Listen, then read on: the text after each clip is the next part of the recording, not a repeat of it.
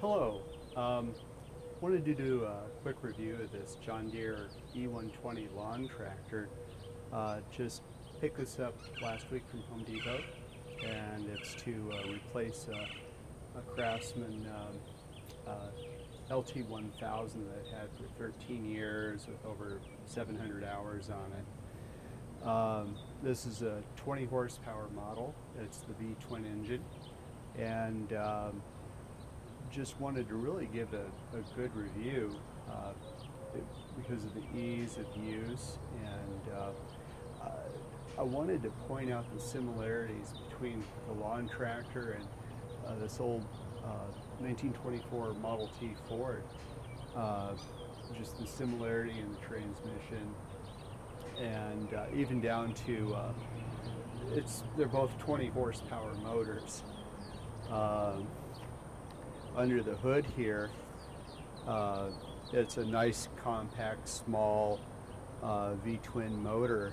A lot of stuff I like is having the battery underneath here instead of underneath the seat like it was on the Craftsman. Anyhow, let's take a look at this transmission and show you some of the neat design features on it. All right, so on the John Deere here, it's a two-pedal system, forward and reverse.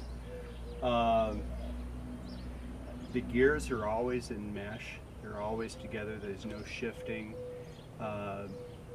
What happens as you press down, the fluid pressure increases and it's transferred to the differential, and that's what increases the RPM. Of course, that depends on your engine RPM. The higher the engine RPM, the higher output RPM you're going to have on the differential. Model T is very similar. It's almost like driving with cruise control. You set your throttle and you push down on a forward pedal to make it go forward. You take your foot off, the transmission goes to neutral, and then you press down on the reverse. On the Model T, you can press both pedals at the same time, and the car will just stop. This, you can't press both at the same time. There's linkage here that prevents you from pressing down both at the same time. So let's take a look at the Model T transmission.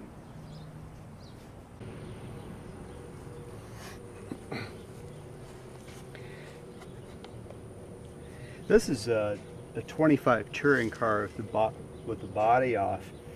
You have a parking brake. With this forward, this pops up, and that's your high gear, or I should say it's direct drive. As you go in here, parking brake halfway engaged, you're into a neutral position on your forward pedal. As you press down, then you get a gear reduction for the forward gear. Go back up to neutral, and then you have your reverse pedal. That engages, and then the car will drive in reverse. The other pedals just brake. So that's kind of what I liked about the John Deere, is it was just simple, easy to drive pedal system, no shifting. The other slight similarity would be just the throttle lever on the T. You'd have your idle, and you go up to a higher engine RPM here. That's really where the similarities end between the Model T Ford and the John Deere tractor with a hydrostatic transmission. The major difference being, as you, on the T, once you're fully engaged into the low gear of that pedal press forward, you change your speed solely by increasing your engine RPMs. Back over to the tractor. while driving the tractor, if you're in idle, you've got from 0 all the way through that range up to your maximum RPM. If you stay at that maximum RPM, you can increase your throttle, and that'll increase your maximum RPM. It still goes back to the minimum RPM when that's released.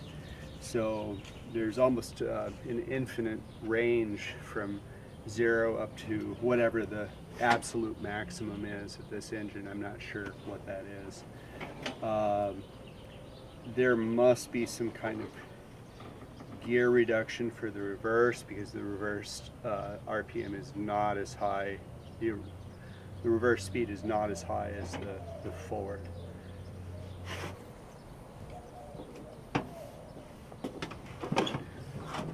All right, so we're gonna go for a little ride here.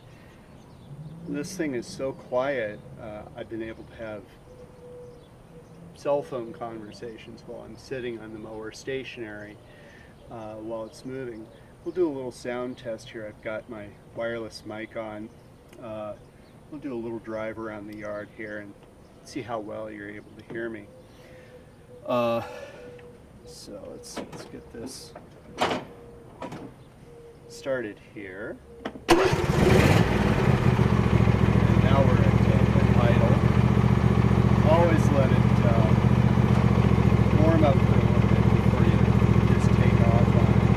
It's good to get the oil warmed up, everything moving around inside the crankcase. Slightly increase the RPMs.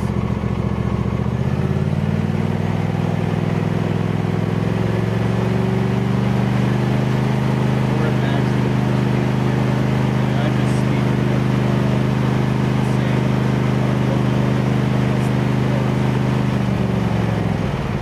Run that back down. All right, take off here. Take off first at just the lowest RPM.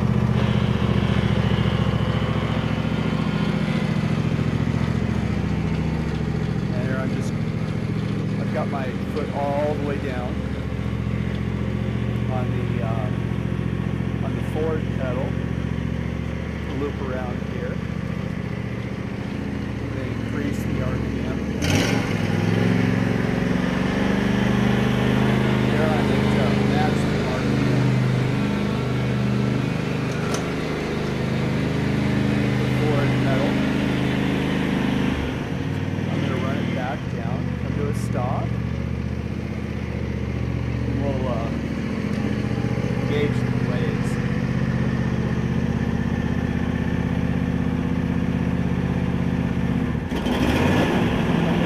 Blades are engaged. Maximum RPM. Right, one good sign is I can actually hear my voice. I just pull my foot off with the forward pedal. See how quickly it comes to a stop.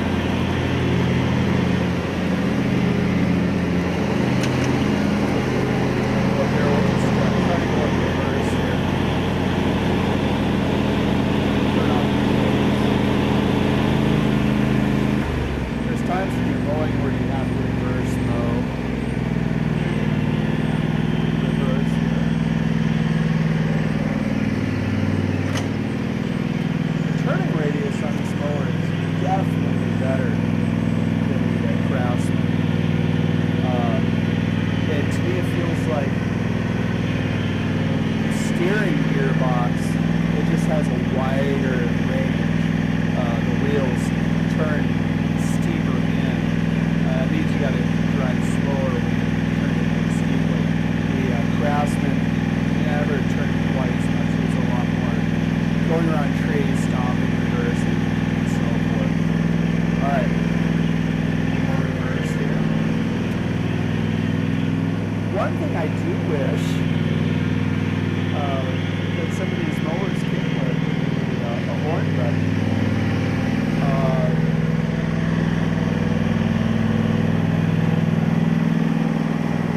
It'd be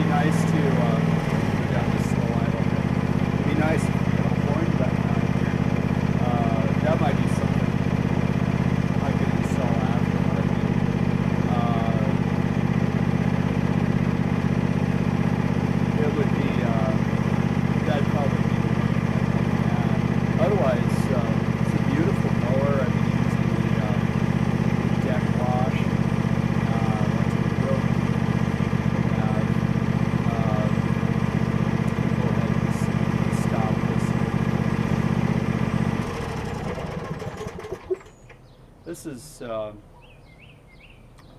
driven this 2.7 hours. I've been able to do a half-acre yard twice, and it's handled anything from deep grass to just about anything without loading down the engine. So I'm very happy with it. When I did research on this, I had looked at several mowers carried by Lowe's and Home Depot, and this one really stuck out as the one with the fewest problems, even though the V-twin motor is a lot more complex than the single piston motor I had in the Sears, the Craftsman. That was a 17.5 horse on that, and that one I had replaced the head, the carburetor, done a lot of maintenance on that mower, and it was easy for me, a non-mechanic, to work on and keep in good working order. Anyhow, I hope this helps someone in trying to make a decision on a lawn tractor. I know I had reached out to YouTube for advice from other people, and there's some helpful reviews, but it's always nice to have a different look at things. So anyhow, hope this helps.